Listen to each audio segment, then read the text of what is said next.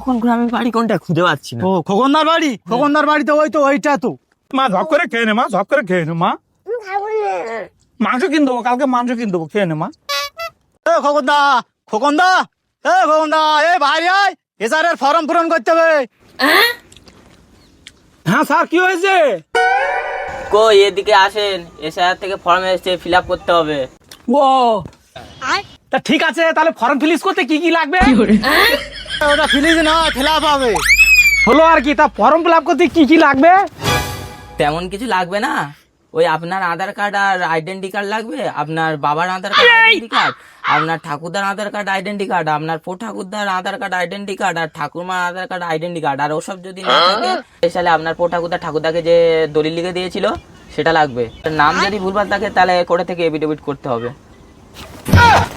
সরাসরি বলে দিতে পারতি বাংলাদেশে যেতে হবে, কত নাটক করার কি দরকার ছিল? তোরাই শান্তিতে থাকা, ওরাই চললু।